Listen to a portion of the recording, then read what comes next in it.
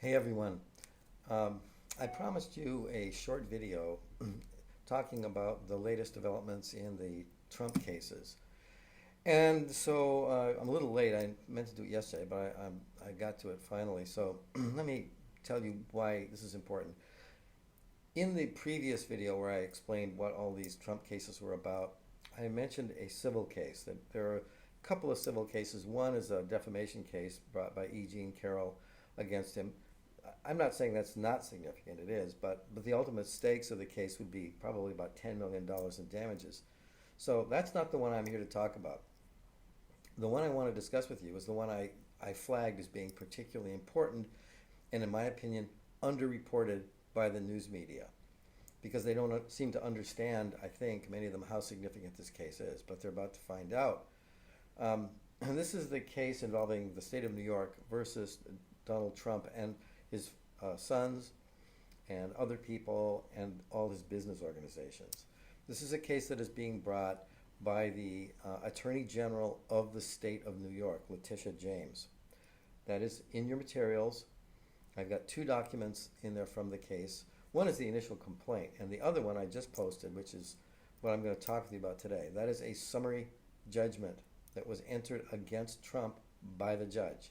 Now just understand something. The trial in this case is scheduled to begin on this coming Monday, October 2nd. It is only a few days away. The trial is actually going to start. All these civil cases are way off, months in advance. Not this one. This one's going to trial. And there will be no jury. It is going to be what we call a bench trial, meaning all the issues of fact will be resolved by the trial judge. And the trial judge is the person who just entered the summary judgment against Trump, which is a really devastating judgment. So, the likelihood of Trump not losing a tremendous amount of money in this case is really small. Now, you may be wondering, how come he's not having a jury trial? As nearly as I can determine, the answer is because his lawyers made a mistake. In civil cases, you normally have to, the defendant normally has to, or the plaintiff, has to make a demand for a jury trial in their pleadings. And it's normally done routinely. You can always, say, I want a jury trial, and then later say, wait a minute, I don't want it. But if you don't demand a jury trial, you lose your right to one. And that's what his lawyers did, apparently, in this case. They simply made a mistake. And so Trump is not going to go to a jury. He's going to be tried by the same judge who just ruled against him on count one of a complaint. This is very serious. Does not look good. Now, why do I say this is significant? Because everyone in the news media thinks, the criminal cases are a big deal. The civil cases, they don't even understand. Whether Trump eventually goes to prison or not on those criminal cases, who knows? I have no idea. But I can tell you one thing that is very, very certain, which is that his financial future looks very grim, and I do not know how he's going to avoid major financial consequences from this particular case. Let me explain to you why. In a civil case, plaintiff files a complaint, defendants file their answers. That's called joining the pleadings.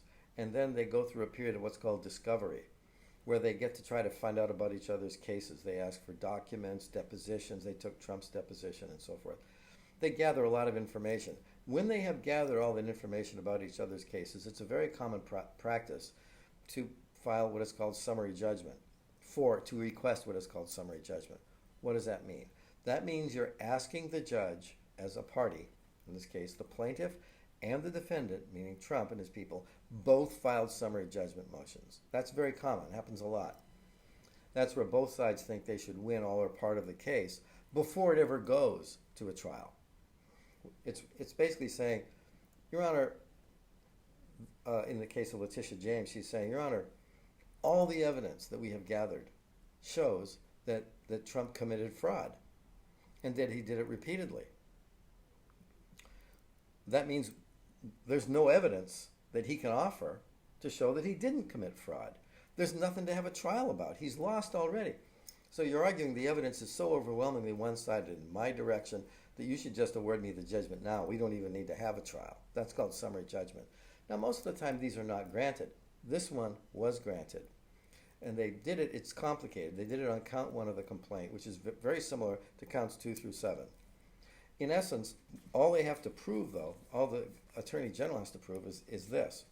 1, the statements of financial condition that Trump has filed on behalf of his organizations, they're called SFCs, Statements of Financial Condition.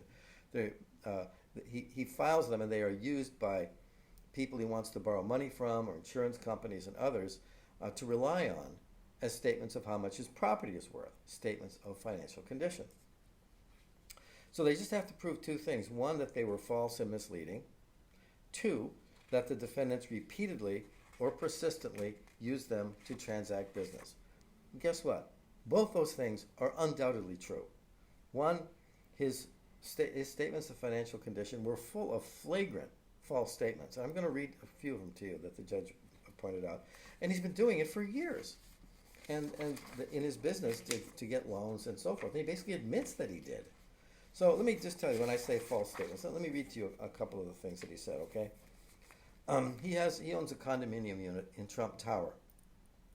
That's his personal property in Trump Tower, this building in New York City.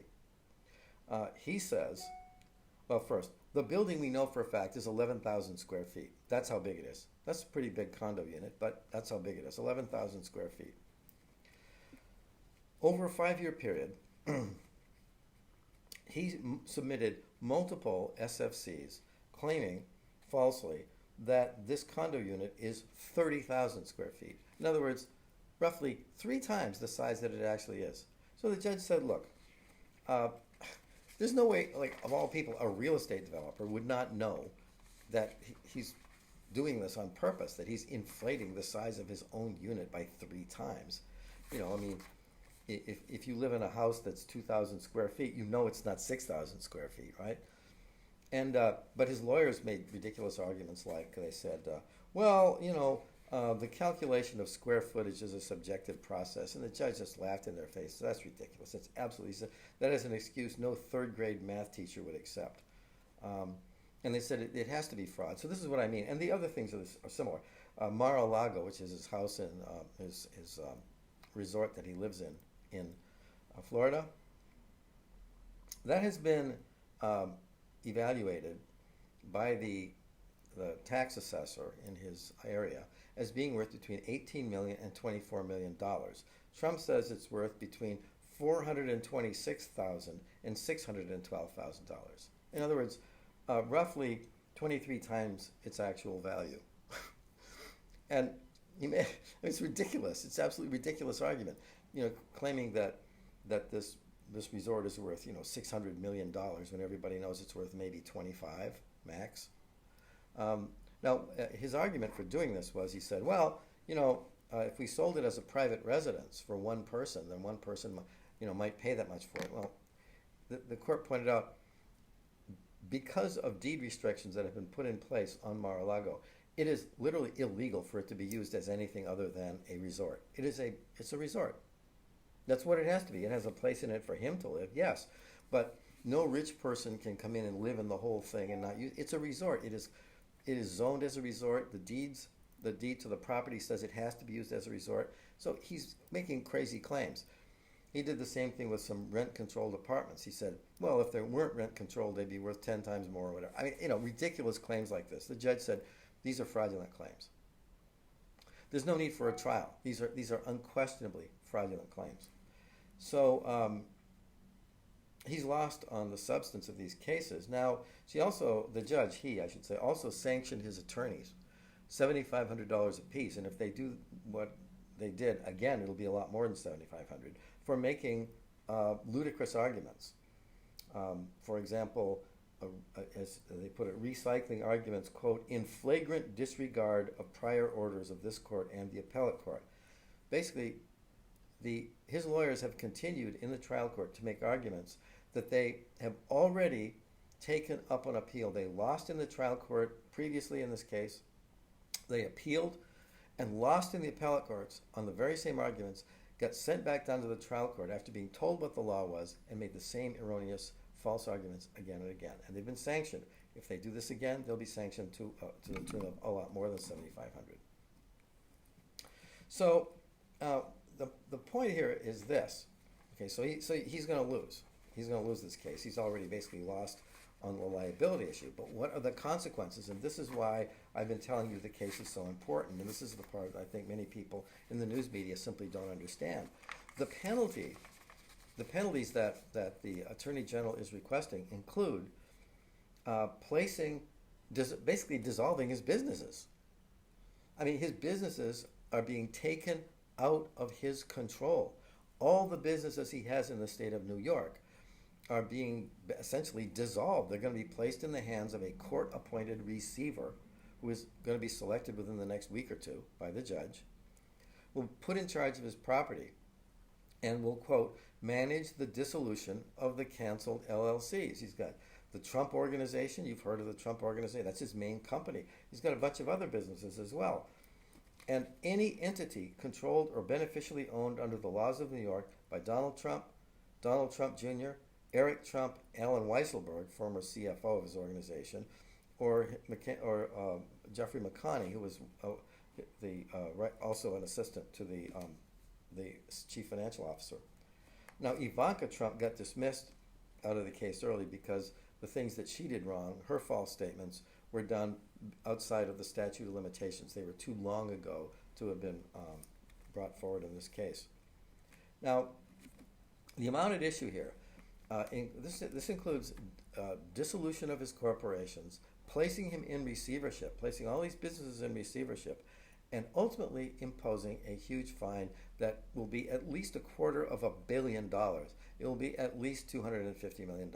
And I think, based on what I have seen, it will be over $500 million, over $500 billion. That's what I think. But it'll be at least $250 million. That's $250 million.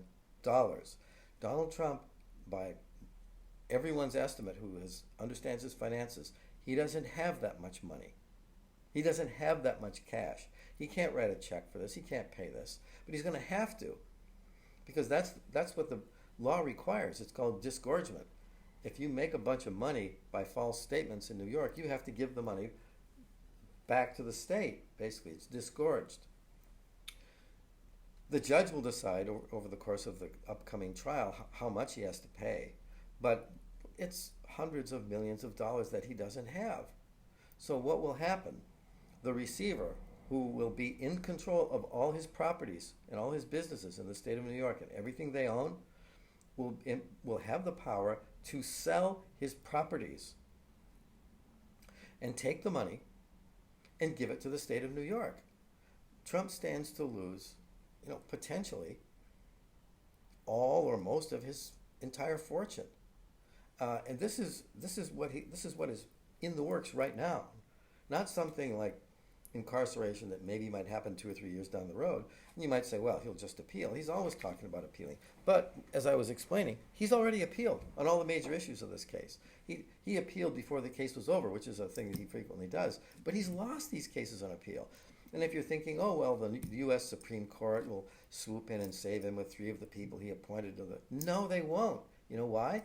This is a state case. As you will learn when we talk about the judiciary next week, we have state court systems, we have federal court systems. The federal courts only have jurisdiction of 2 types of cases. One is citizens where citizens of different states sue each other. That's not what this is. It has no bearing. That's called diversity of citizenship. And the other type of case is federal question cases brought under federal law. This case was brought under state law. It is in the New York state courts, and that's where it's going to stay. It's not going to go into the federal system. It's not going to go to the U.S. Supreme Court. It's going to be decided once and for all in the courts of the state of New York. And as I read the law in this case, he has had a pattern of doing this, of making false representations about his net worth and the worth of his properties ever since he entered the world of real estate development in the late 70s and early 80s. He always does this, and he does it. I know that many people exaggerate their net worth, but New York has laws that place some limits on that, and it's done intentionally. They want to force business people to be at least reasonably honest, somewhere in the ballpark, about the actual value of their properties. If you make one mistake, there's no problem. You make two, there's no problem. But systematically, repeatedly overvaluing your property, and then in many cases undervaluing it when it comes time to pay taxes on it. But that's another issue. It's lying constantly about how much you're worth, how much your properties are worth, and making false claims, getting bank loans, getting insurance based on false valuations. At some point in the state of New York, is viewed as fraud. It is not a crime. It is civil fraud. But as you can see, the consequences can be very, very serious. You can be put out of business, which is essentially what they're trying to do to Trump, is put him out of business in the state where his businesses are located. He's not really a Florida business person. He lives in Florida most of the time, but he made his fortune and inherited most of it, but most of the properties that he relies on for his income are in the state of New York or are owned by New York-based corporations and LLCs, one or the other.